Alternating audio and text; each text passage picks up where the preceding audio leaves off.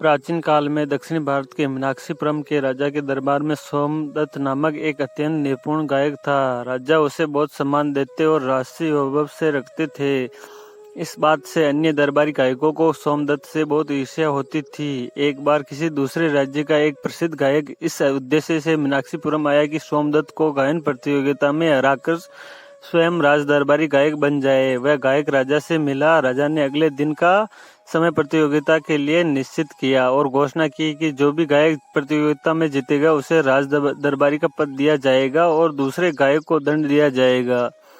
दूसरे राज्य से आने वाले गायक की गायन कला निपुण की बहुत अधिक प्रसिद्धि थी। सोमदत्त भगवान शिव का अनन्य भक्त था। प्रतियोगिता में हार और दंड के भय से सोमदत्त ने पूरी रात भगवान सोमेश्वर के मंदिर में जाकर जागरण किया और कातर स्वर में प्रार्थना की, मैं जानू तुम सद्गुण सागर अवगुण मेरे सब हरियो, किकर की विनती सुन स्वामी सब अपराध क्षमा करियो। तुम तो सकल विश्व के स्वामी, मैं हूँ प्राणी संसारी। भोलेनाथ भक्त दुख गुंजन भव भंगन, शुभ सुखकारी है प्रभु मेरी लाज और मेरा जीवन आप ही के हाथ में है। दया कर इस विपत्ति से दास को बचाइए।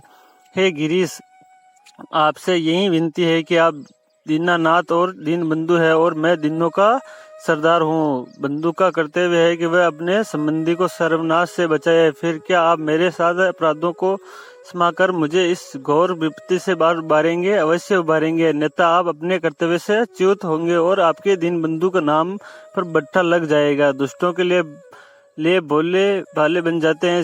सोमदत्त के कातर शब्दों से भोले भंडारी का मन पिघल गया। अगले दिन प्रातः ही भगवान शंकर फटे पुराने वस्त्रों में एक भिखारी का रूप धारण कर दूसरे राज्य से आने वाले गायक के शिविर में पहुंचे और जोर से आवाज लगाए, नारायण हरि।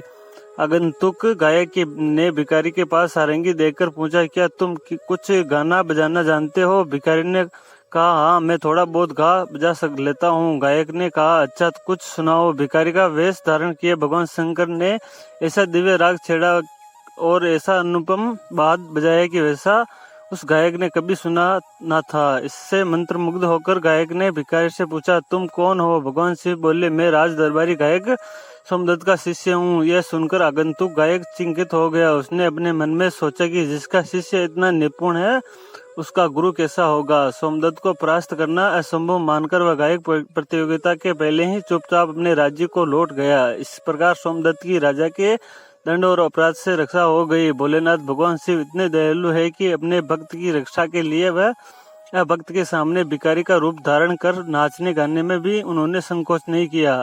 सदाशिव सर्व वरदाता दिगंबर हो तो ऐसा हो, अरे सब दुख भक्तजन के दया कर हो तो ऐसा हो।